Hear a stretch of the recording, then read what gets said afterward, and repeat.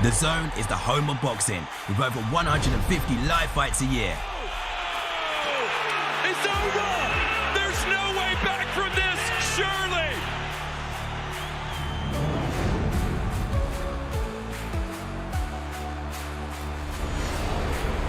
Ladies and gentlemen, let's get ready to rumble! How do you like it? How do you like it?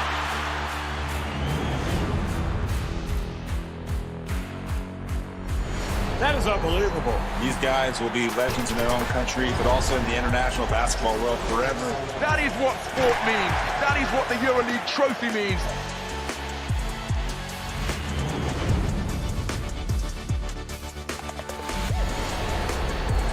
Are you not entertained?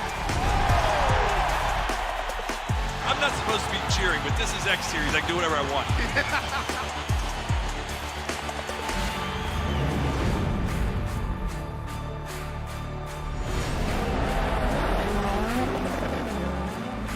Everything is difficult in this life, so still you need to be on it.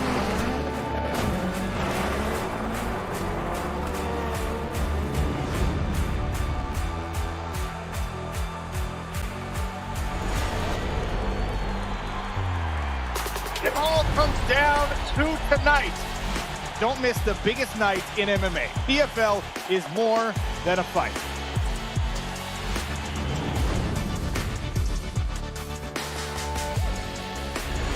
Catching up on any NFL game is easier than ever before. Looking to the end zone for the win! Oh my gosh, one of the great games you'll ever see.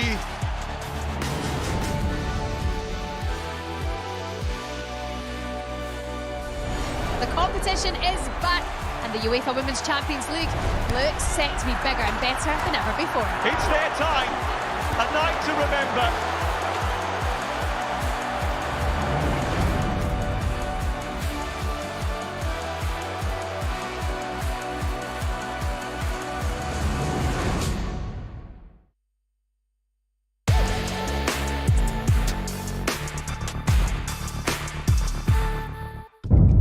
The following program is recommended for those 16 and over, as it contains sporting violence, possible bad language, and flashing imagery.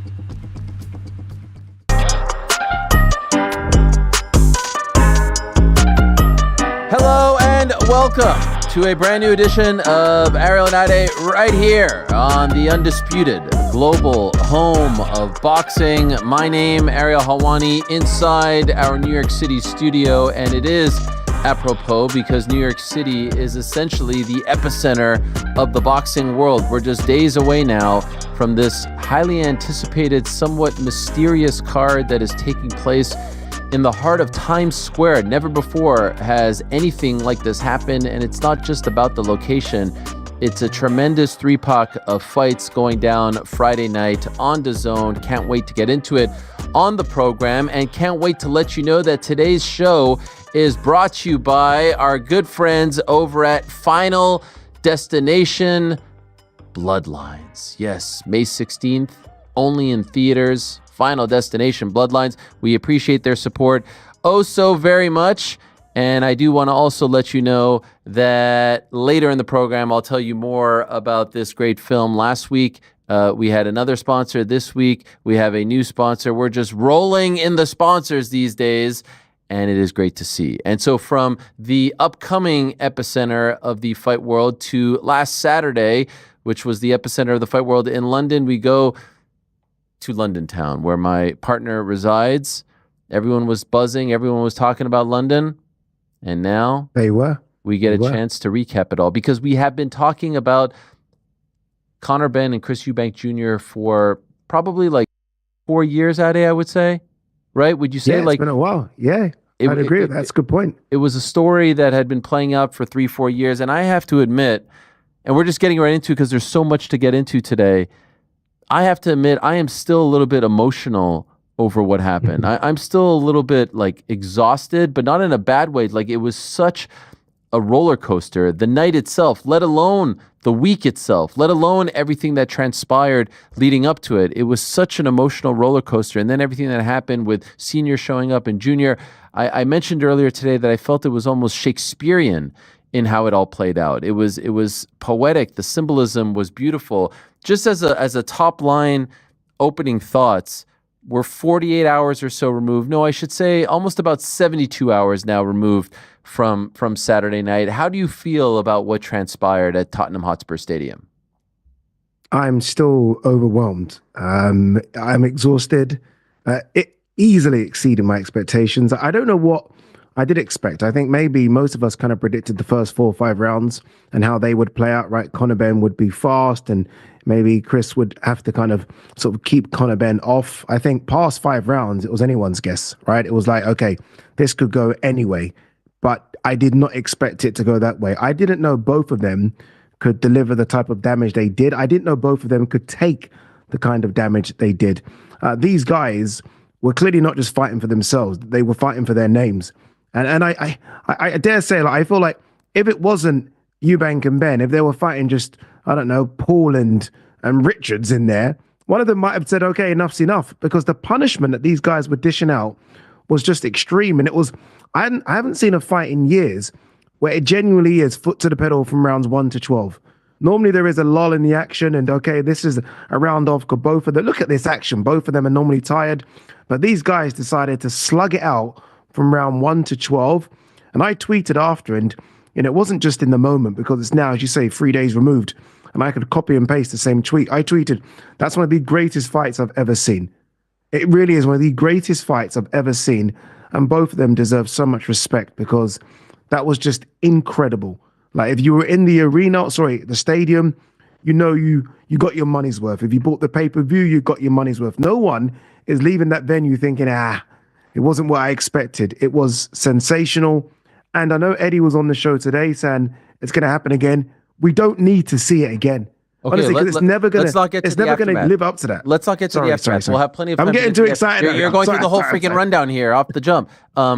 I was feeling, I will admit, after Senior's comments to a bunch of media outlets, we played some of them last week, there was such, I don't know if it's vitriol, I don't know if it was disappointment, but the words that he used, disgrace, I would never be in your corner, I would never take part in this again, all that, it kind of left me feeling a little uncomfortable, because this whole thing was built on the bloodline. I mean, it's the perfect, once again, sponsor for a topic like this. It was built off the family history, the lineage, the rivalry between the two fathers.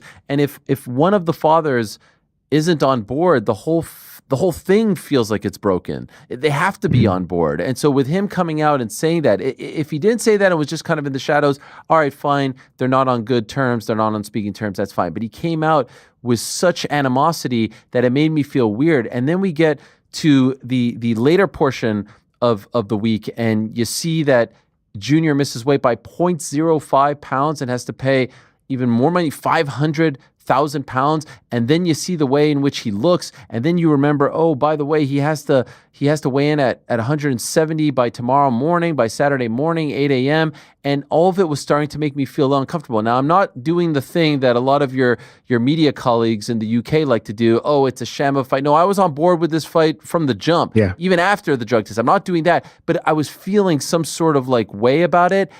And then we get to the fight, and then we get to the reveal, and then all of a sudden it was just like every single thing from the reveal to the walkout to the fight itself, it all freaking hit. Ade, this is a scene out of WWE, and I say this not to mock it, not to knock it, to say like you don't get reveals like that in combat sports, in boxing or in MMA. This is a dad being there for his son.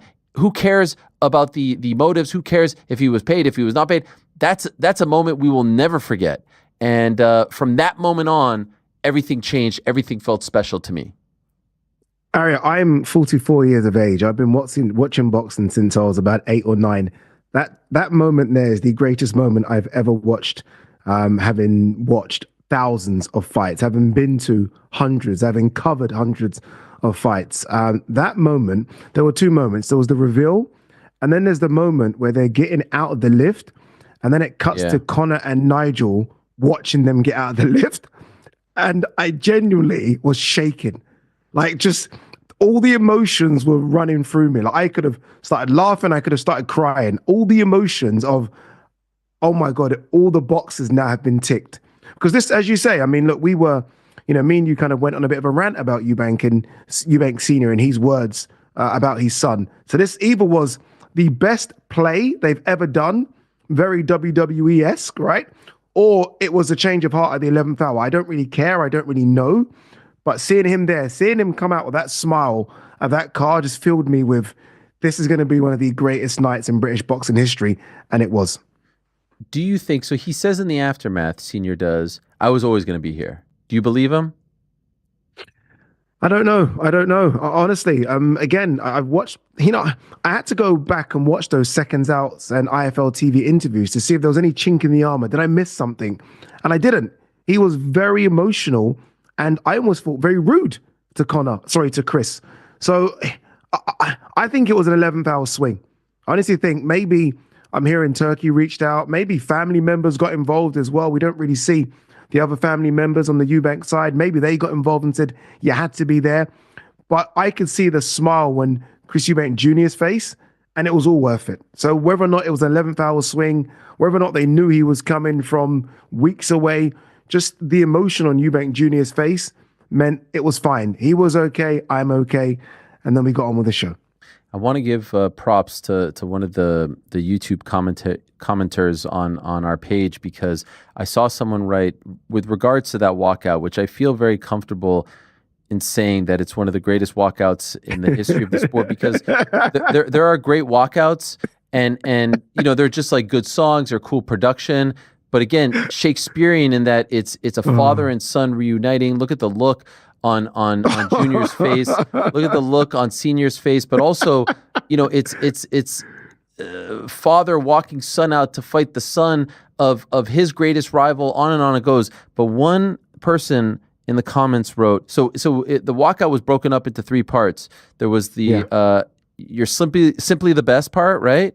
And then there was that other song, and I wrote it down. I want to get it right. That middle song, it's called Overcome by Scott, Skott, and then it's the still DRE. And the YouTube commentator wrote, You're Simply the Best was for Senior, Overcome, and the lyrics was for Sebastian Eubank, who unfortunately tragically passed away, and still DRE was for Junior. And when I read that, like when I say it, it gives me chills. There's just so much there, man. You know what I mean? There's so much there. He lost his brother. Senior lost his son. The family, we could say all we want about them. There's tragedy involved. They're still healing. They're wounded. They're broken. For them to come together like that on the grandest of stages, what more can you say? I mean, it's just, and then Ade, and I'm sorry to like belabor this, but like the next day, this footage comes out of a 13-year-old Junior begging his dad from this reality show. Man. And like you could see this kid who reminds me of my son. My son is turning 13 tomorrow, and I have similar conversations with him about other things. Right now, the big debate is, can he get a phone? He doesn't have a phone. And the mannerisms, the way in which he speaks, and it just all hit me as a father, as a human being, as a fight fan, loving and respecting the Eubanks for what they represent. The whole thing was just this one ball of emotion. I don't even know if I'm doing the best job describing it all, but it's something I'll never forget, and I'm so grateful it turned out the way in which it did. Yeah, I love the fact that footage has sort of come out from nowhere, right? I mean, that's the beauty of the internet sometimes. Sometimes it has its faults. Sometimes, though, it can be wonderful, and that was a wonderful moment. Lennox Lewis in the house as well, and it was Lennox Lewis who was actually convincing Chris Eubank Sr. to let Junior fight, let him do what he wants to do. And you can understand why Senior's like, no. Senior knows the dangers of the sport. He's been in some horrific fights, right? He knows just how bad the sport is behind the scenes, and you can understand him wanting to keep his son away from it. But the fact he said, okay, go ahead, and he's been by his side, honestly, like a Hollywood scriptwriter could not write the last 3 years. And you know what the best thing about all of it is, Ariel? So you have all that. You have the walkout music. You have him turning up. You have the beaming smile. You have sort of Conor Benn in the ring pacing up and down. but the fight's got to deliver. There it is. Yeah. You can have all of that, Yep. but the fight has to deliver, because that's all we're going to remember, right? I mean, we only remember those things if, these guys are going to give us something special. And boy, oh boy, did they deliver. They delivered, and they delivered. My God, did they ever? I mean, right now, you say it's one of the greatest fights of all time. Right now, it's the fight of the year as far as 2025 is concerned. It is the front run, and there's still a lot more great fights to come. But you're 100% right. And I saw some people afterwards say, like, yeah, just because the fight delivered doesn't mean the whole thing wasn't a sham. No. It actually validates the whole thing. The whole thing was worth going through. The whole thing was worth our time, our energy, our attention.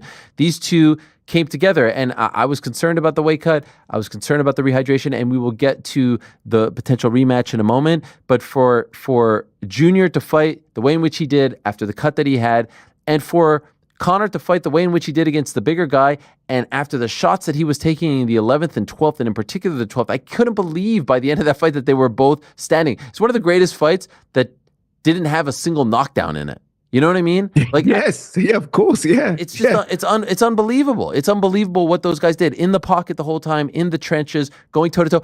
Then the footage comes out afterwards of them talking smack to each other in the midst of the fight in a venue like that. With a crowd like that. The British boxing fans are unbelievable with the dad sitting ringside. I'm still kind of glowing about it all. I love the fact that the dads were side by side as well. Yeah. And you saw when Eubank Sr. got in the ring, he made a beeline straight away for Nigel Benn. I mean, those two guys have been through everything. I mean, I grew up with those two guys and the animosity. They actually had their own show as well, and they nearly kicked off there, and that was going to be number 3. So the fact that they made a beeline for each other and they hugged it out. So to watch their sons go through that, I don't know how you can be side by side knowing that your sons are doing that to each other. But there were 2 question marks going in there for me. How was the weight going to affect Chris Eubank in terms of making the weight? Will he die down in the latter rounds? That's kind of what happens if you struggle to make weight. And would Conor Benn's power carry up to 160 pounds? And both of these guys answered yes. And that's what makes it even more incredible. The 2 biggest question marks going into the fight, both of those guys answered those question marks emphatically. Emphatically. Honestly, one of the greatest fights, honestly, I've ever seen. Ever. And I say that now 3 days removed from it, whereby I can, calm down and breathe a little bit and say, okay, let's relax that day. No, I won't relax. I could watch it again and still be like that, because it really had me glued and scared at the same time. Yeah, and for the fight to deliver after all that, I mean, honestly, I hope and pray that someone was doing some sort of documentary filming throughout the past 3 years, because you've got an incredible movie on your hands. If you have been filming some behind-the-scenes stuff, there's an incredible movie to be told in the aftermath, in retrospect. Afterwards, we did find out that Junior went to the hospital. There was some concern that he broke his jaw. Eddie told me today that did not happen. Conor went to get checked out as well. Both seemed to be okay, relatively, after a car crash fight like that. And also, oh, by the way, not only did the fight it delivered as far as the box office is concerned, because he said it did well over 1 million buys worldwide, and close to 1 million just in the UK alone. So this was a big freaking deal, and it was worth everything. So anyone saying that it was a sham, that it wasn't a real fight, there were no titles on the line at all. There was no sort of like number 1 contender spot, final eliminator nonsense on the line. It was just 2 guys who will forever be linked with 2 last names, that will forever be linked with fathers, that will forever be linked. And it all came together in the best way possible. And so we can't talk about the aftermath now, and we can't talk about what's next. I was surprised in the immediate aftermath, Ade, that there was some people saying they don't want to see it. I thought it was fait accompli, like, that's an amazing fight. Why wouldn't you want to see it again? Relatively close. By the way, did you think Chris deserved to win the fight? We haven't talked about that. Yeah, no. I did. Okay. I thought it maybe could have been 7-5. Yeah. I thought 8-4 maybe a bit harsh on Conor, but a couple of the rounds were so close, but the right man won. So I don't necessarily care about how good or bad the scorecards are. As long as the right man wins, I'll have my problems with the judges another time. But I thought Chris was a 116, 112 sort of winner, and I thought that was fair. First loss of Ben's career. So obviously with the rematch terms already set, they've already signed off on it. You would think he would want it again. Eddie confirming he wants it again. Chris has really yet to speak, and I know there has been some talk from his team, from himself, from his father, that he wants to go after Canelo Alvarez. Well, here's the thing. Canelo Alvarez has a fight this weekend, and then we all know he has the Terence Crawford fight. If that does happen, it's only happening next year, and I don't feel like he's in that vicinity just yet. His stock has gone up, but I don't feel like he's in that vicinity just yet. The biggest fight for him is a Conor Benn rematch, and the biggest fight for Conor Benn, with all due respect to the Mario Barrioses of the world, is a Chris Eubank Jr. fight. So why wouldn't anyone want this rematch? Do you not want it? I do. I want to very quickly though, on Eubank being in the vicinity of Canelo. I mean, you just told me the numbers. I didn't realize it kind of did those numbers. 1 million pay-per-view buys. You do that number, you're in the vicinity of Canelo. Canelo's a numbers guy. He's always wanted to fight in the UK. He's never really had a proper dance partner. You do 1 million pay-per-view buys and sell out a stadium, you are on the mind of Canelo. He was already on the mind of Canelo. I don't know what happened. He kind of fell off. Now you most certainly are on the mind of Canelo. I don't want to see it again. Why? And because neither of those two guys, I think, are healthy at the weights they're fighting at. I think Chris Eubank Jr. needs to go up to 168 pounds. Chris Eubank Jr. is going to be 36. I mean, I'm guessing it'll be the same stipulations for Chris in terms of 160, then 170, and then you can go. He's not healthy at that weight. And he confirmed that, by the way. Is that true? Yeah. So 170 again. That's only going to get harder as you get older. Mm-hmm. And we all saw how bad he looked. I mean, look, I'm happy that he's okay. I spoke to his manager, Napa. He's fine. But that's only going to get worse as you get older. If this is going to be a 160 fight without that 170 cap, fine. Okay, let's do it. But if there's another cap, then no, not for me. Not for me. I mean, we're teetering on the edge of just, I think, being very close to danger here. And we know how dangerous the sport is already. But Chris is struggling at that weight class. He's struggling. This is a guy whose best fights for me are at 168. And that was nearly a decade ago when he fought Abney yielded him, let alone now back at 160. So I would prefer Chris to go to 168. And I think Conor should go to 147. If Conor can make 147 healthy, there are massive fights out there. There's the Barrios World title fight, but there's 3 guys fighting this weekend, Times Square, New York, who I'd love to see Conor in the ring with. And they are big money fights. Ryan Garcia, Devin Haney, and Teofimo Lopez, who will jump up to 147. So if I'm Conor, get back down to your natural weight and let's chase the Americans. That's what I would prefer both of them to do. Do you think they will?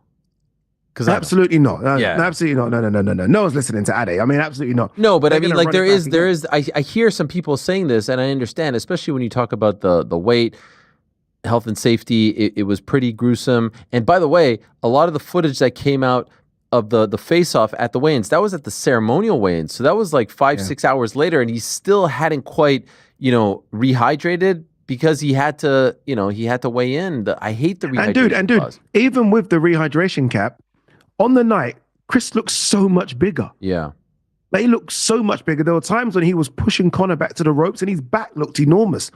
And I'm thinking, wow, if there was no rehydration cap, this guy could have come in 20 pounds heavier than Conor. Conor's just too small for him.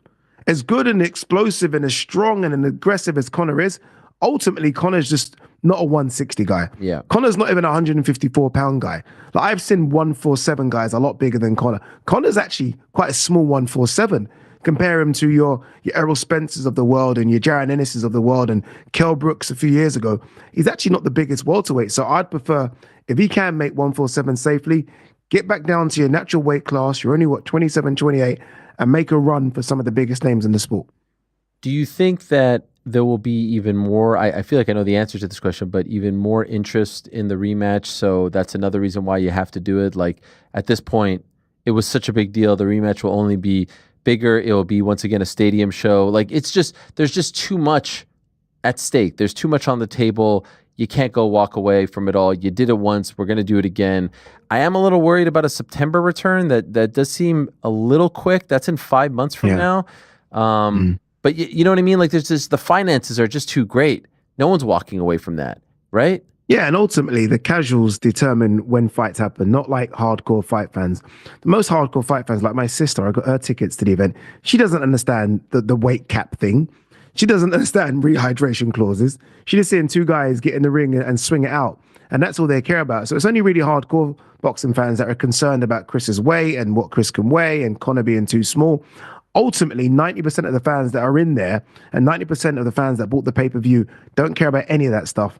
They just want to see Conor Benn and Chris Eubank Jr. get it on again because the first fight was so good. And normally when the first fight's that good, you do it again. You'll be stupid not to do it again. But I just have concerns for Chris. I'm not too concerned with Conor going up to 160 again. Conor's last two fights before this were at 154. 160 is a natural jump. It's Chris at that age fighting at 160 still. He should really be at 168. We were talking last week about how there was basically like a double turn, how Chris was sort of the heel for the majority of his career. Conor, this golden boy. Conor becomes a bad boy. Chris still kind of a bad boy. But very recently he became the babyface, to steal another pro wrestling term, and everyone wanted him to win. In the aftermath, you're there, boots on the ground. Do you feel like Conor, let's start with him, the egg thing, the suspension, all that, is it behind him? Basically, did his stock go up in a loss? Do a lot more people respect him because he went up there against the bigger guy, stood in the pocket, took his best shot, and didn't go down? There are still some that, I think Brits are very difficult to hold this kind of real strong grudge, and they're not easy to forgive. But it's definitely swung his way now. If you can't respect that, then maybe you're just watching the wrong sport and you just hate for other reasons. I think he's garnered a lot of respect. You get that. He went in there and delivered. And I feel like there was a lot of people that were jeering him. Let's be honest. He got jeered quite a lot going in. And it's always the case of, okay, what reaction or response is he going to get leaving the arena? And it was applauds. People were showering him with love. He was putting on Instagram the love he's getting, and he's not done that for years. And he was happy to kind of open up his Instagram and show people some of the love that's coming his way. So I think there has been a U-turn. I'm happy for him. He's been in for a lot in the last couple of years. I've spoken to him privately about that. And now I feel like he's finally becoming the star that we all thought he was going to become. It was just a big full stop. Hopefully now we can all move on. He can move on, and he can show us how good he is. And I think he started that on the weekend. By the way, should the rematch be at Wembley and not Tottenham? Like, what's the more prestigious venue? Wembley. So why do you think that they're going back to Tottenham, or at least that's the plan? I understand why they weren't at Wembley this past weekend, FA Cup semis, but why wouldn't they go back? I don't know. Maybe at the time they thought, okay, 65,000 is a push for tickets. Maybe. I know that might sound crazy, but remember, only sold out, I think, a couple of days beforehand. I remember seeing the big sold out signs sort of put everywhere on everyone's social media. Another 30,000 on that's a big ask. Now that's a big ask. You're talking AJ Fury territory. So now though, maybe this time round, maybe you do go to Wembley. But I think first time round, remember it was supposed to be the O2 Arena, which was 22,000. It was a massive jump to go Tottenham anyway, as opposed to sticking to the O2 Arena. So I think they played it safe. Now though, all bets are off. Now you maybe can go to the National Stadium. Well, what's a bigger fight domestically? That rematch or Usyk Dubois? Ooh. That rematch. Of course. That not rematch. Even a question. Yeah. Not even a question. That rematch. And Usyk Dubois is happening at Wembley. Yeah. That rematch. That rematch is just... other than... It's now become... AJ Fury, it's the second biggest fight, right? Eclipses it. Yeah, that's the only one. And look, I'll be honest with you, even AJ Fury, you're talking, again, 1 million pay-per-view buys. The rematch is going to do 1.5. I've always said that AJ Fury gets over 2 million. I think it does. But 1 million in today's world where everyone's illegally streaming and everyone's got the fire sticks, 1 million pay-per-view buys is no joke. This isn't the days of Manny Pacquiao and Floyd Mayweather, which you'd almost guaranteed those to get those numbers. 1 million doesn't happen anymore. No one does 1 million. Canelo struggles. Ryan Garcia struggles. So for that to do 1 million, as you say, no belt on the line, no real championship at play, honestly, it's incredible numbers. Yeah, I'm very happy for the two of them. I'm happy for the British boxing fans, and I think it's going to be a night that people are going to be talking about for a very long time. And amazingly, like, who would have thought the two sons, and especially after you see that footage of him begging his dad to want to box at 13, like 13 is not it's not old, but it's it's like some kids It's started. kind of old for boxing, right? It's kind of yeah. old. Yeah. For it to pan out like this, and people said that Junior didn't really live up to the expectations. For him to have this moment, for him to have this night, and for Conor to step up the way in which he did, it was really, really special. So I'm very curious to see what happens. We could talk quickly about the rest of the card. We do have a lot to get to. Was there anything that stood out to you? Anthony Yard with the win over Lyndon Arthur, and McKenna beating Liam Smith, perhaps a surprise to some. Vidal Riley and Chev Clark. That was the one. That's the one. Riley gets the nod. Chris Smith with the nod. Is that the one? Fantastic. Yeah. Yeah, I thought Vidal Riley was fantastic. I mean, a lot of people will know him as being the friend of KSI, right? And training KSI. Now, this guy is a sensational boxer. I mean, Chev Clark's the British champion. Chev Clark lost narrowly a few months prior for the European title. That tells you where Chev is. That was a shutout. I gave Vidal every single round. I mean, Vidal Riley, honestly, I mean, I don't want to sort of run before I walk here, but I feel like Vidal Riley could be a world champion in weight in the next sort of 2 years or so. I think that was a standout performance. Again, he was the underdog going in, and you wouldn't know it. If you had just come from Mars and you kind of tuned on your TV, you would pick him as the favorite because that's how good he looked. I mean, his punch selection was fantastic. The power, that was an incredible performance. That and Aaron McKenna, 2 standout performances. But I think Vidal Riley is going all the way to the top. I'm calling it now. Vidal Riley will be fighting for a world title in 12 to 18 months. Wow. Yeah. So when you say top, you don't mean top of British boxing. You mean like the top. No, I think he's fighting the best of the best in 12 to 18 months. Wow. Okay. Yeah. 100%. 100%. All right. Well, bookmark that. Book it. We shall revisit in 12 to 18 months. All right. Let's turn our attention to this Friday, Times Square. The beauty of this, Ade, as you know, is it's not just a great card with 3 amazing fights. A massive part of the appeal is how's this going to look? How's this going to work, right? It's in the middle of Times Square, one of the busiest intersections parts of the world. How are they going to block it off? What are they going to do? And even little things I feel like we haven't even really thought of, like, all right, so if someone's fighting at Tottenham Hotspur, like they're in the locker room, there's a walk, there's like, where are they going to train? Where are they going to warm up? Where are they going to get their hands wrapped? What's the walkout going to be? I asked Ryan Garcia earlier today. He said he thinks there's an element where they get in a taxi and then the taxi brings them over. So I guess they'll block off a section. But to me, as great as the fights are, I want to tune in just to see how it all looks. You know what I mean? And that's unique in its own right. That's what makes Friday so special. Yeah, we haven't seen anything like this. And as you say, there are still so many question marks. I mean, are they going to stay in hotels nearby, lobby of hotels? Are they going to kind of corner off a section of the lobby? And is that going to be where every fighter gets warmed up and, as you say, wrap their hands? I'm so intrigued by how it looks. I mean, we're hearing it's going to be 250 to 300 sort of VVIPs ringside. And then I'm guessing there's going to be thousands of people just walking by and stopping, and they get to watch, 6 of the best boxers for free.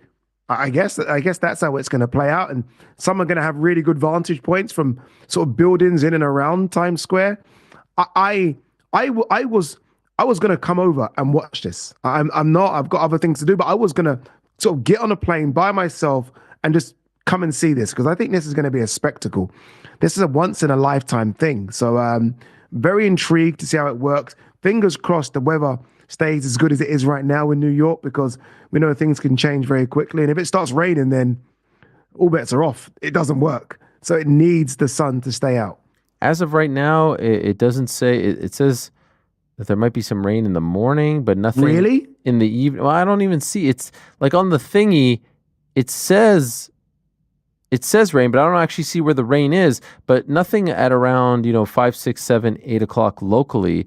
And it says that around that time, it's, by the way, is it going to be that warm? Jeez Louise. It's going to be around like 78 degrees Fahrenheit, which is like 26 or so Celsius, which is a beautiful night. It's been pretty warm these days. So they're apparently getting very lucky.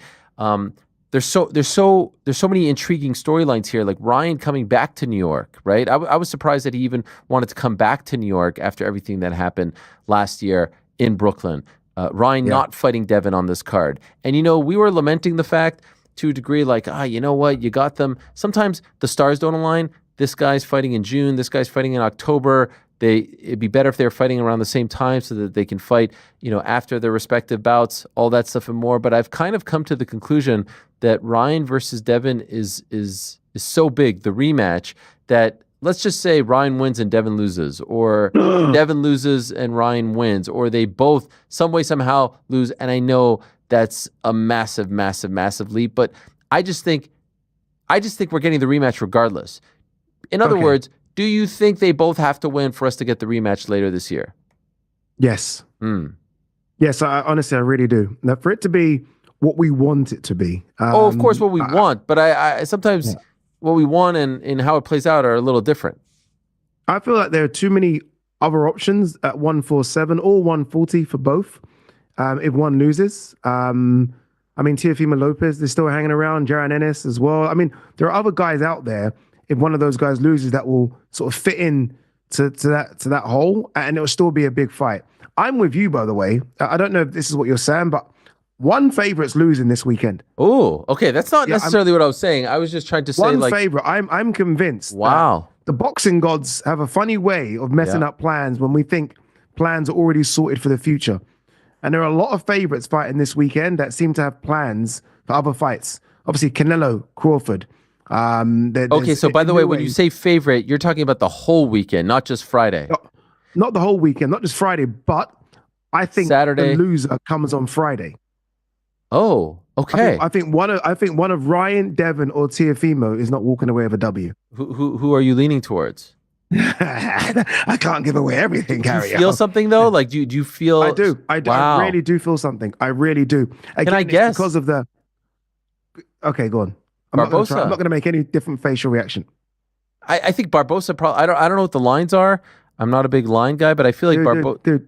Dude, that's the one. That's the one for me. Yeah. Like Tio for me sometimes is when Tio's hot. The nickname is perfect for him. The takeover. When he's hot, he's a 9, 10 out of 10. He's a pound for pound star.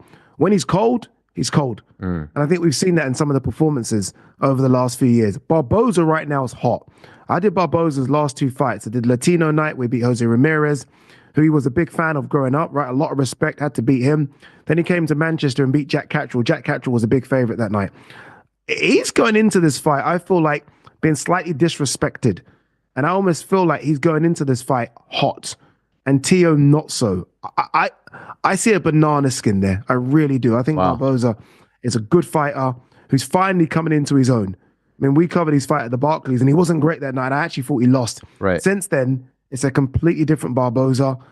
If I had money, and I don't, I would not be putting any money on Tio to win this fight. Well, it is worth noting that he is the smallest underdog on the card. Currently, I'm seeing plus 185, Ramirez plus 700, and Rolly plus 550. So it's not a leap to pick him as the underdog most likely to win. But I agree with that because he has been on this trajectory. He looked great against Catterall going into enemy territory. There's obviously a little bit of bad blood here. They did not face off yesterday. They got into it back in February, so you see there was a lot of distance between the two of them. But I think Barbosa, of the 3 B-sides, is the best and the most accomplished and really the toughest test at this juncture of his career, comparing all 3. No knock on Ramirez or Romero, but he is the best of that bunch. So I could definitely see that as well. I guess if one favorite was going to lose, it is the best case scenario because Lopez has a few options. Ryan and Devin have each other, and you really don't want either one to lose going into that planned rematch in October. That's what we've been told. And so the best case scenario is they both, and Haney in particular reminds you, all right, I'm the man. Garcia looks just as good as he did back in April, if not better. And then we get that rematch. I have to say, though, I'm just blown. I can't get enough of just how different he looks and how different he sounds, his demeanor. Like, he has like a fresh face. It's almost like someone like wiped the plates, his hair, everything about it. He was so unhealthy and so erratic. It was so uncomfortable to watch him last year in Brooklyn. The man today is just calm. I feel like he's way more comfortable. I need a bit of that erratic. I need a bit of the erratic. That was... No, I'm not sure. No, he was 100 last time. I don't need 100. What do you need? I need 20. I need 20. This is 20. He's dancing at the face-offs. No. This is 5 and 10. I need a bit more. You go through the history of sports. Like, I mean, you're a big basketball fan. You need a bit of crazy. Dennis Rodman. You need a bit of crazy sometimes. Draymond Green. In order for them to be their best, sometimes you need to almost accept a bit of the wild side of them. I need a bit of the wild side of Ryan. I like this. I really do. I like this because he's the man. And by the way, look at the performance. Yeah. As much as we say he was wild and crazy and, out of shape and whatever last time, look at the performance he put on last time. It was fantastic. So I don't know. I feel like I need a bit of that. I need a bit of spite. I don't want him to drink beer and do all the other stuff he was doing, but I feel like I need a bit of wild Ryan. I think wild Ryan's the best Ryan if he can control it.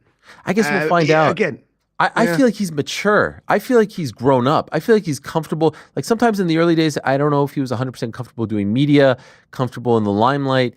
Obviously, he's been open about his mental health issues in the past. Like, to me, that's a grown man. And he understands that he's a superstar. You can make the case that when all is said and done, he'll be one of the, the faces of boxing. I don't know if he's there just yet, but he's well on his way. He's well on his way. He's one of the biggest stars in boxing. Everyone knows who he is if you're somewhat interested in sports because you see him on social media and the different accounts follow his things and the videos and all that stuff. And so it feels like he's owning that now. And I enjoy this a lot more. Maybe a year out does that to you. Maybe, getting suspended for a year makes you kind of, okay, look, this is what I love to do. The IG fame and all the sponsors are fantastic, but ultimately my bread and butter, as they say, is boxing. And I wasn't allowed to do it for a year. So maybe there's a bit of that with him as well. And that will, if that doesn't mature you, nothing will, right? I am a bit concerned for Devin, is what I have to admit. Devin has the most pressure on his shoulders, right? Big time. The last time we saw Devin, regardless of, the question marks because of that fight, the last time we saw him, he was on his backside, 3-4 times? Yeah. We haven't seen him since. I can't believe he's not had an interim fight. I can't believe Devin's not had a fight for a year.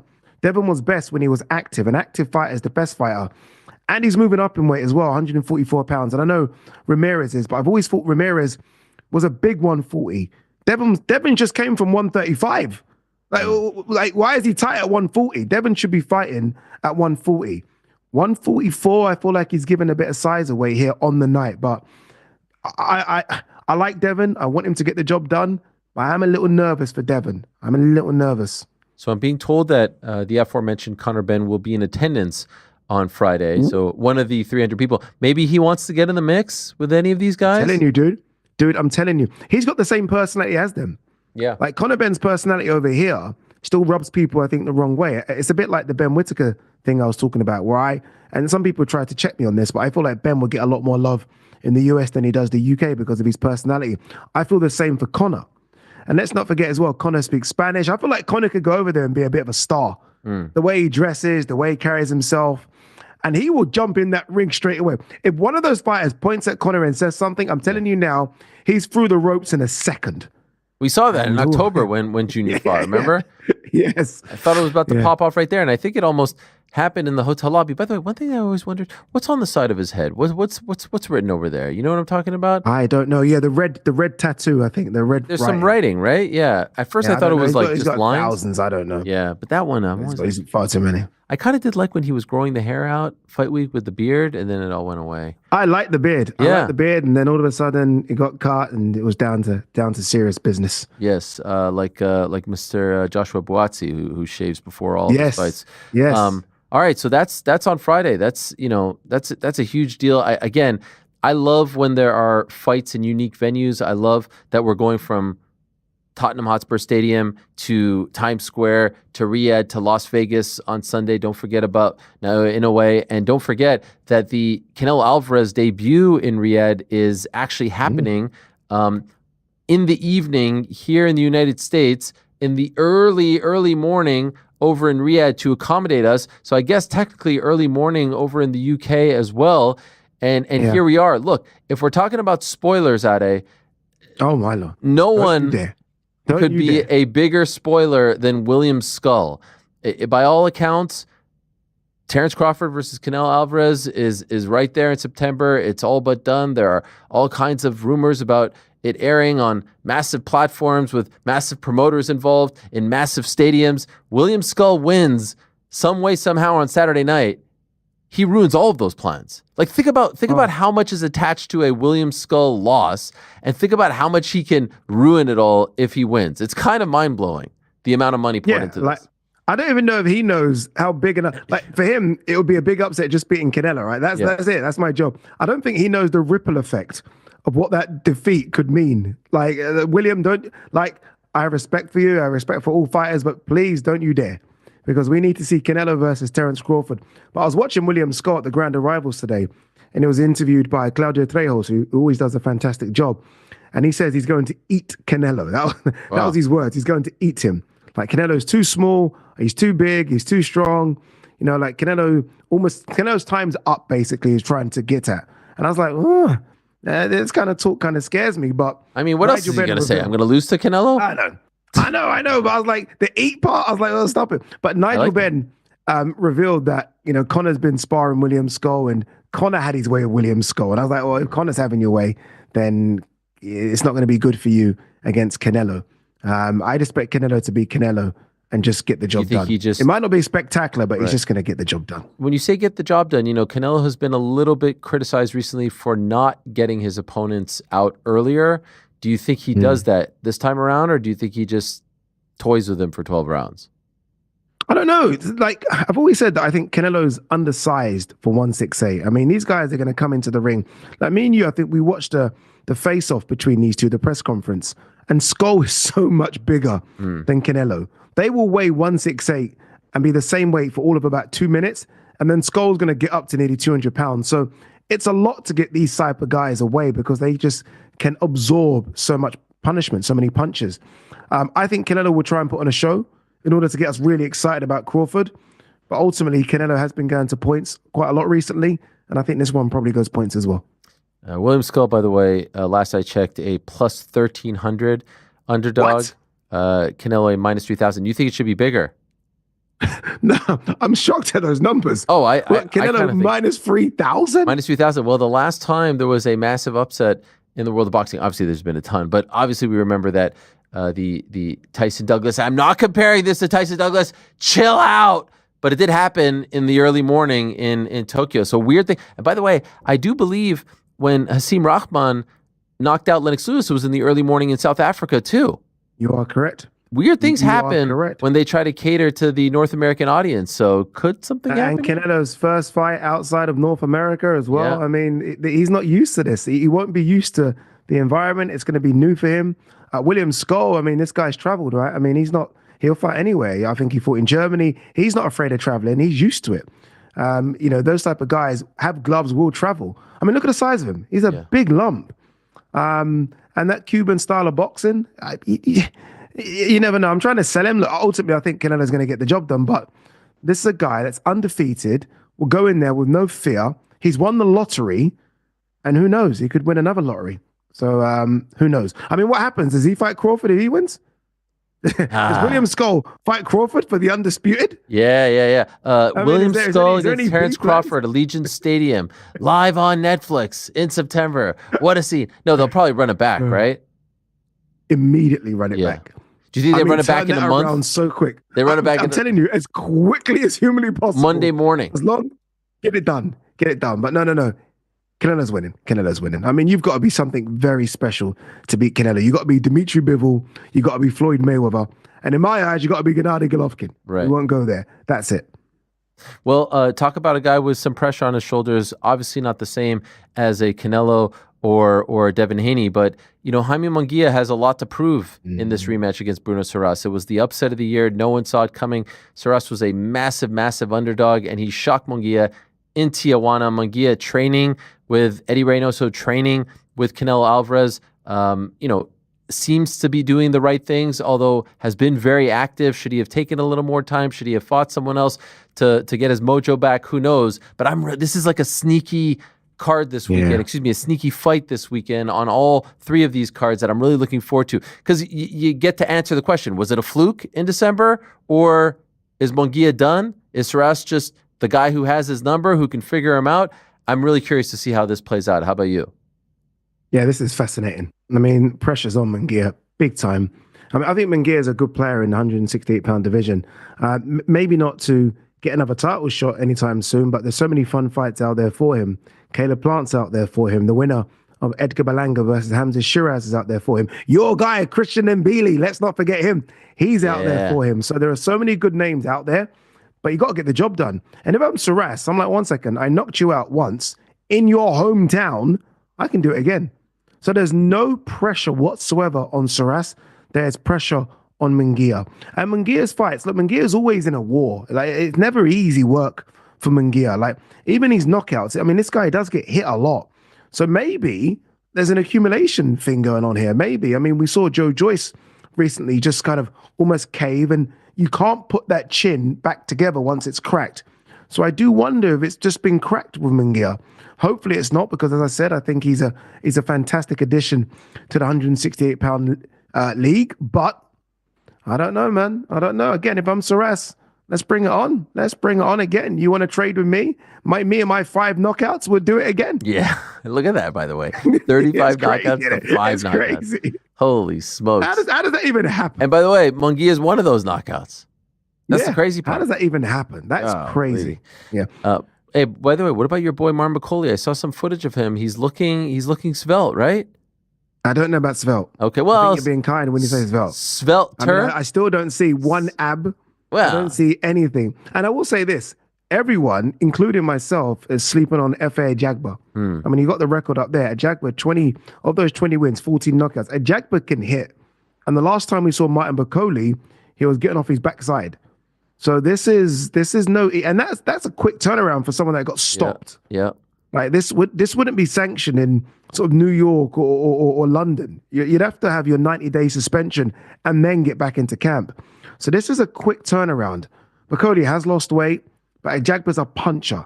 And I'm a Jagba, I'm testing that chin immediately just to see if he's really overcome the problems.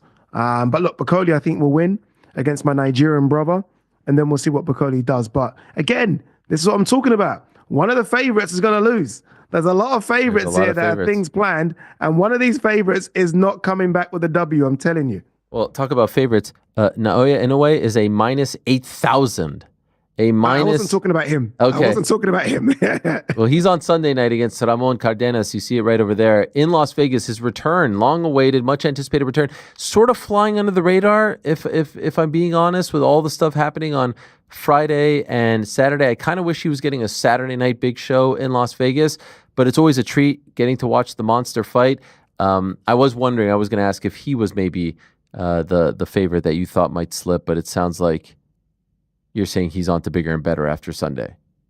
Yeah, he is. And I wish he was a week earlier or a week sort of in the future. I mean, it's awful because Times Square is so unique.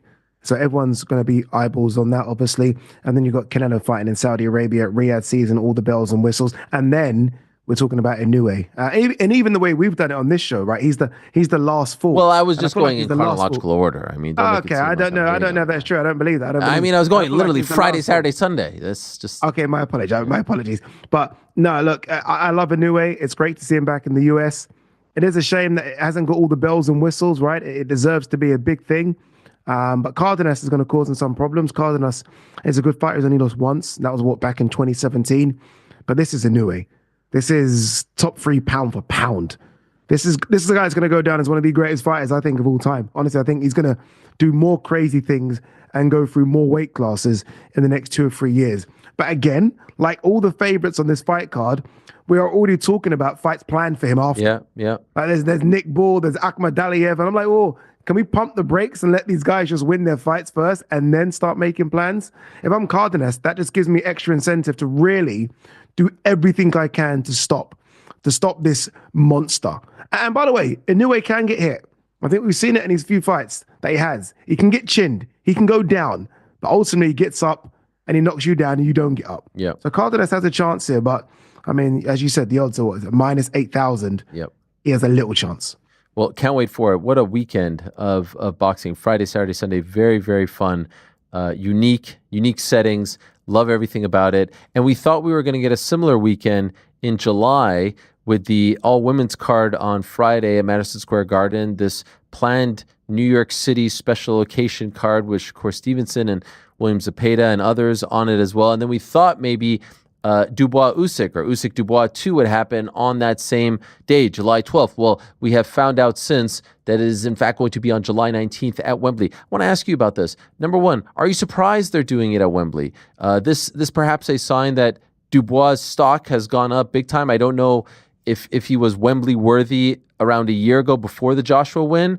Usyk, obviously well known and respected, especially coming off the 2 wins over Tyson Fury. But there was a part of me that was surprised that they were going to such a big venue. Were you surprised?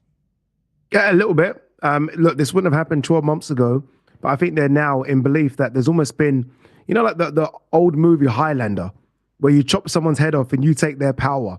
And I almost feel like they think that Daniel Dubois, by chopping the head off of Anthony Joshua, has taken Anthony Joshua's power. That was a big win for Daniel Dubois against AJ.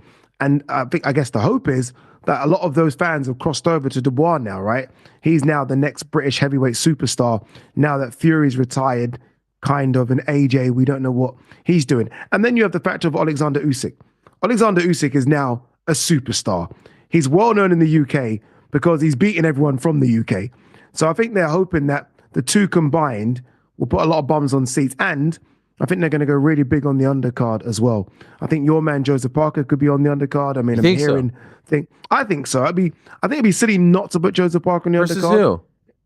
I mean, I know what I would want, but I have a feeling, and this is just my feeling, that they might go somewhere like a Dillian White. There's history there. I mean, I know Joseph Parker called him out, I think about 6 or 7 months ago before he got the Dubois call.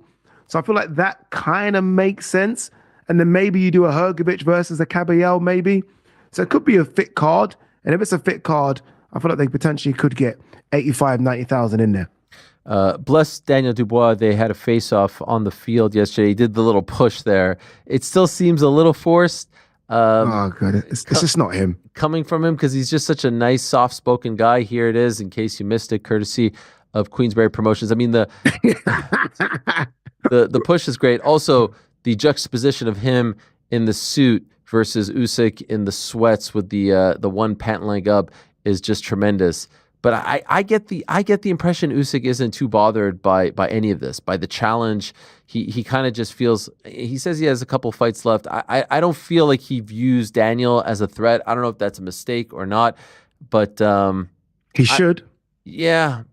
I mean, he should. You know what it is? Obviously, look, he beat him in Poland, and they're selling it on the low blow. And sure. Usyk's probably thinking, 1 second, before the low blow, I was literally winning every single round. And then when I got off the canvas, I won every single round. But this is a completely different Daniel Dubois. Going into that fight in Poland, I gave Daniel Dubois no chance whatsoever. He had just teamed up with Don Charles. I think they had a 4 or 5 week fight camp. Since then, he's been on a tear. Like, Daniel Dubois is the second best heavyweight in the world. I've no doubt about that in my mind. I know some will argue Joseph Parker, and it's a good argument, but I'd have Daniel Dubois. So you're fighting number 2. So there is danger there. He's now more aggressive. He doesn't fear Usyk. There is no respect. And I feel like Daniel Dubois, I give him a decent chance in this, I mean, Usyk's a favorite. Don't get me wrong, big favorite. But I give Daniel Dubois a shot here. Usyk's Dubois 38. plus 530. That's not crazy. No, but I mean, the odds you just told me. It's a pretty. I mean, yeah, he should be higher than those guys, but like it's pretty sizable. It doesn't seem like he's getting a ton of respect here, coming off the biggest win of his career. I think everyone Usyk fights, not named Tyson Fury, would be plus 530 or higher at this juncture. Well, I don't see Parker anyone. would probably be like a plus 150. No, you're probably right. By the way, what is your stance on that? We weren't doing this show back then. Was it a low blow or was it a legit shot? I've seen it so many times, and I don't know. I know that it sounds like I'm copping out, but honestly, I could watch it again in slow-mo, and I'm like, it's so difficult because of how high Usyk's shorts are. At the time, when I watched it live, I thought it was a legit shot. So I was like, oh my God, he's knocked out Usyk. And then I don't know if Usyk conned the referee and gave, like, I'm the superstar, this is my hometown, how dare you start counting? But I thought it was a legit shot when I saw it live. So I'm going to stick with what I first thought, as opposed to all the photos people were showing me, like, no, it was low. When I watched it live, I thought it was a legit shot, and I thought Dubois had beaten Usyk in Poland, which would have been the biggest ever upset for a Brit abroad. Oh, absolutely. I personally thought it was legit as well. Here's a post from Usyk. Even from this height, I could see that low blow. I think he was sitting atop Wembley Stadium. Usyk is a great character. I enjoy him very much. I'll miss him when he's gone. And there's enough here to sell it on. I still feel like my guy Joseph got screwed in all of this. I still feel like he should have gotten the shot because he showed up in February. Wait, got on the shot against who? Dubois or Usyk? Usyk. If Usyk needed a dance partner, and those two were fighting for the opportunity to fight Usyk, for all intents and purposes, I know it was the IBF title fight and all that, but that's what they were fighting for. One guy showed up and one guy didn't, and I feel like the guy who showed up not getting the shot, and also, by the way, got a knockout win, a very impressive quick knockout win, not getting it, and now just kind of left in limbo and having to fight someone like Dillian White is a pretty tough pill to swallow, if you ask me. But no point in belaboring that. It's happening. It's going to be a great scene. I'm happy for Daniel. I'm not trying to knock Daniel. He deserves another crack because I do think it was a little bit unfair. It was controversial, so you can sell that. Yeah. You could build off that. And by the way, since then, all he has done is won and won impressively. So, if it's not going to be Joseph, it has to be him. It's obviously more intriguing than a Joshua fight. Once again, a third fight against Usyk, or even a Fury fight right now, a third fight against Usyk. So let's see how it all plays out. By the way, speaking of Joshua, I did speak to Eddie earlier today, Eddie Hearn, his longtime promoter. And he did say that he's actually coming off a small injury, which I had not heard before. And so when I asked him, okay, what does this mean now for Joshua? What's going on? Fury saying he's now training again with Sugar Hill Stewart. He's like, actually, you know what? We aren't really... we're not really rushing right now. We're not against it. So he says how little, who knows? But maybe there's a chance we don't see him for the rest of the year. I don't know. Now I'm just hypothesizing. But I do feel like all of a sudden the Fury stuff has kind of come back, right? He's teasing us. But who the hell knows, man? Who the hell knows? It's getting tiresome. It's so annoying. Yeah, that's it. It's getting to the point where you kind of just are going to be like, you know what? Forget about it. Now it looks like Fury's like, okay, I'm kind of ready, guys. And now it's like, oh, AJ's got an injury. Like, and also he pops up on the day of the Dubois Usyk press conference, like almost like he's trying to steal some of their thunder, or is having a little bit of FOMO or something like that. You know what I mean? He did post this earlier today saying, and this was in response to Usyk. Fury did. He said, I beat the effort 2 times and the world knows the truth. Anytime, any place, sucker UK, next time 100K people. So it's almost like twofold. It almost feels like he's having FOMO just seeing Usyk back against Dubois, and also seeing the scene at Tottenham Hotspur this weekend and being That's what it was. You know what? I should get that. I should have that. That's right? what it was. It was that. It was that. 100% it was that. He would have seen that and he would have thought, you know what? Me and AJ can do that times 2.5 or whatever. I mean, that we're the only ones that are capable of having that moment. It's not necessarily the money. And look, I mean, we're talking hundreds of millions, but it ain't that. I mean, Fury and AJ are set for life. I mean, they have generational money now. It's not even about titles. Again, like Eubank and Ben, no titles on the line. They've already won titles. They both have held every belt that you can hold as a heavyweight champion. So it's now just a case of, let's just make the fight that we Brits and the world have been waiting for a decade. Like, can we just do it, please? And both are healthy. I know AJ's here. He went to Boxing Science, a strength and conditioning training set up in Sheffield, just to do a check over. He's good to go. AJ's good to go. He might have had an injury, but I believe that Anthony Joshua is good to go. Fury looks good to go. Can we just get this fight on, please? Oh, so you're saying just get this fight Eddie was lying? I'm saying that AJ had an injury. Okay, all right. But I don't believe he's injured. Okay, fair enough. I don't believe he's injured. Yeah, I don't believe he's injured right now. I believe AJ's now ready and itching to fight. Every time I see AJ's doing some form of training. It is kind of weird though, right? Because if in fact they do Parker versus White and Fury isn't available, who the hell does he fight? You know, like we thought, okay, maybe he'll fight Parker, maybe he'll fight White, who knows, you know? But then if those... Maybe, I know Wilder said he's got a fight in Korea after the fight he's got coming up in June or July. June, yeah. Wilder will get rid of that fight straight away. And if Bakoli looks devastating against F.A. Jagba, maybe you do Bakoli. Maybe. I don't know. That's why I kind of asked Eddie, and to be fair, he did shut me down. I was like, is it Fury or bust? Because none of these fights excite me, if I'm honest with you. I'm saying these names, Bakoli and Wilder, they don't really excite me. I just want to see Fury. That's it. And if I'm AJ, and I get the call and it says Bacoli. I'm like, Wilder. It's only Fury. That's it for me. Right now, April 29th. Does it happen this year? Yes. You think so? Wow. What, back end? Wembley Stadium. Yeah. Oh, wait, well, then it can't be too late, right? No, well, September? because of the weather. Yeah. Yeah, September, October. I know September, I know he fought at Tottenham, I think in November or early December, right? Was it early December? Fury? Yeah. And it was really bad for everyone going there. Everyone was freezing. It wasn't the greatest night out. Right. So you're right. I mean, September, October the weather starts changing.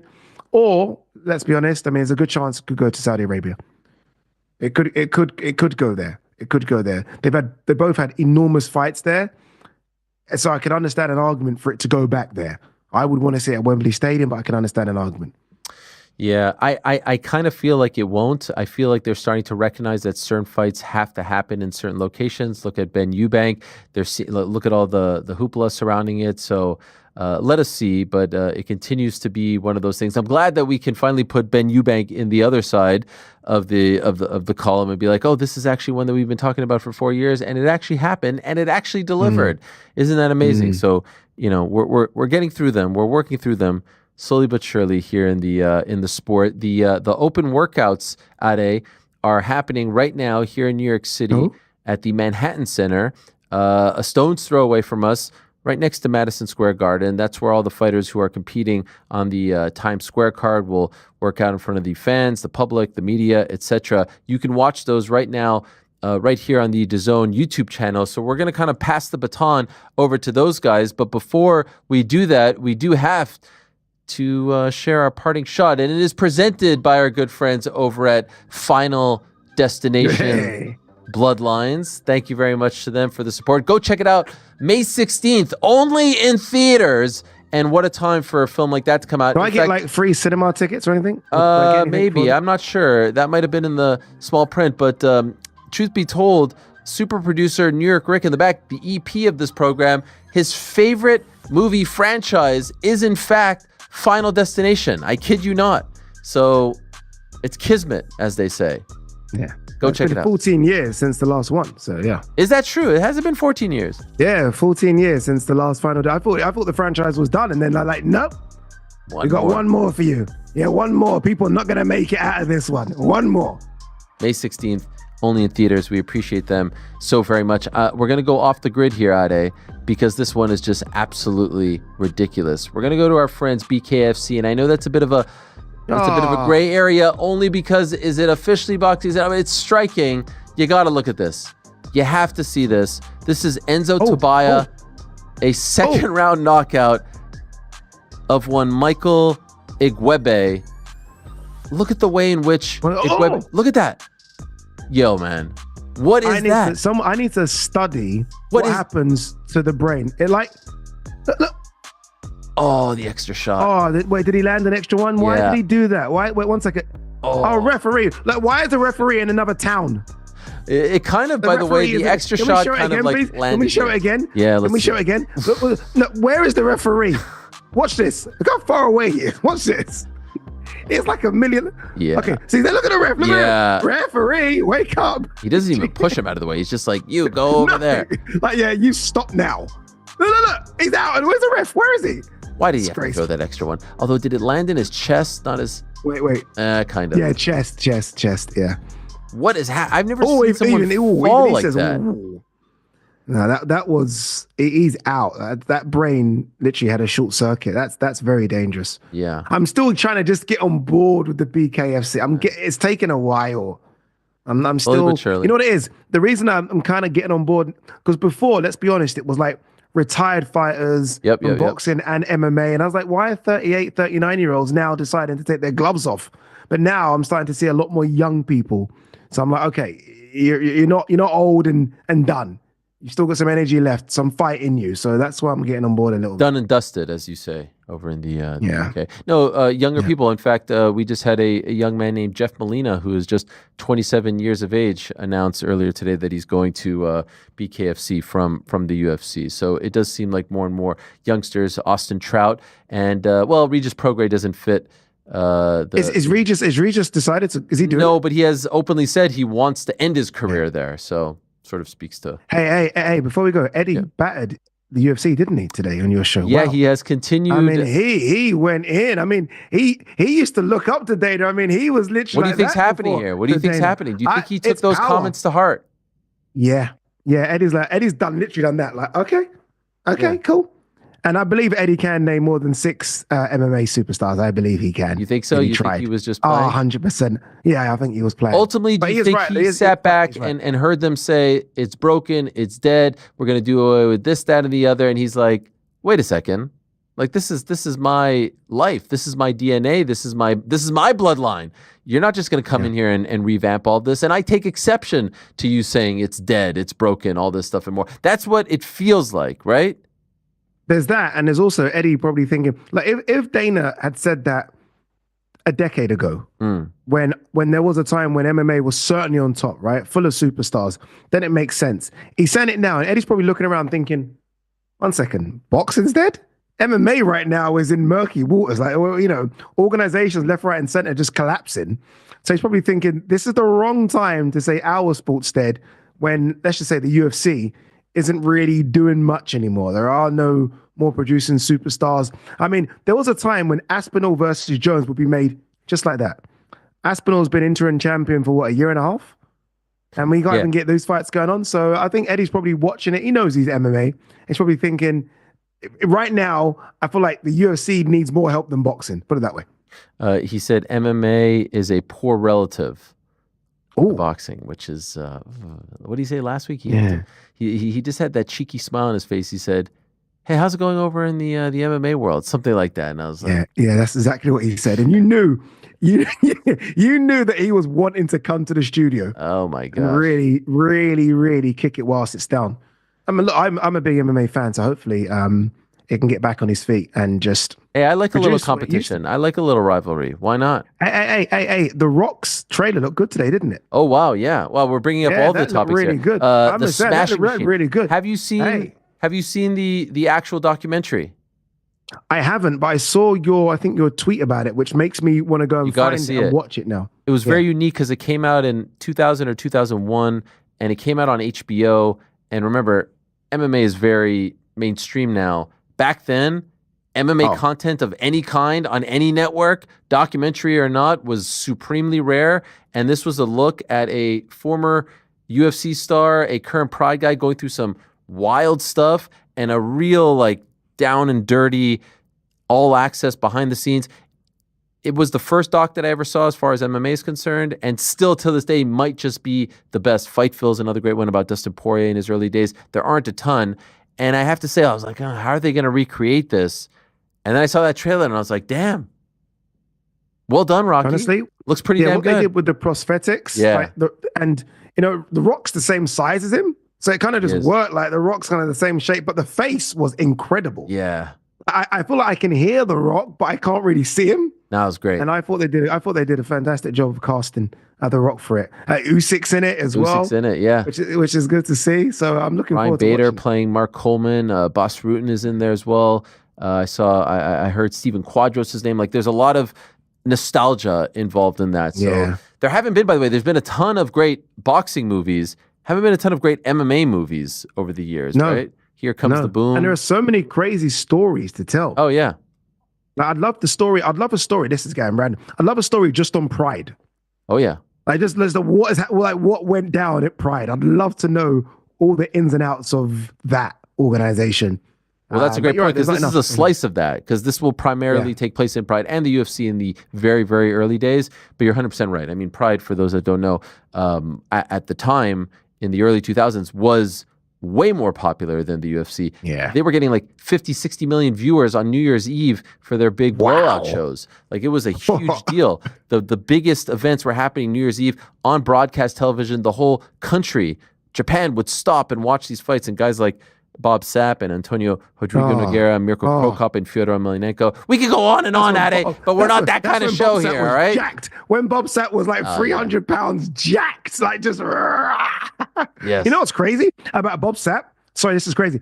I was doing a deep dive when he was in Pride, looking like Incredible Hulk. You know, he was only like 25. He looks so much older. Flamed out of football. Yeah, he flamed out of football. Yeah, I guess. He looks so much older. I was like, my God, like, why did I watch it thinking you were like nearly 40? Oh, sorry, that's a random thing. Sure, maybe because you were younger. And then he went on like a 13-fight losing streak, and it looked like he was maybe throwing fights. And then he got mad at me for asking him about that. But that's a whole other story for a whole other day. I can't wait for this weekend from New York to Riyadh to Las Vegas. It's going to be a tremendous weekend of fights. There it is. Fatal Fury in Times Square. Looks amazing. Looks amazing. Ryan Garcia against Rolly Romero. And there you see Golden Boy, Matchroom, and Top Rank coming together. And then the other one, Saturday night in Riyadh, Canelo Alvarez against William Skull. Not to mention the rematch between Bruno Saras and Jaime Munguia, the return of Martin Bakoli in Saudi, the scene of the crime just a couple of months ago. A lot to get into, and then we end the weekend with in a way, which means we'll have a ton to talk about this time next week. We look forward to that. For now, though, it is time to say goodbye. Another fun one in the books from Ade and I. Hope you enjoyed it as much as we did. A ton of content coming your way on all the DAZN channels leading up to this weekend, Friday and Saturday doubleheader. We're eating good these days. We are very spoiled. So sit back, relax, enjoy the fights, and we shall be back right here next week to do it all over again. Good night.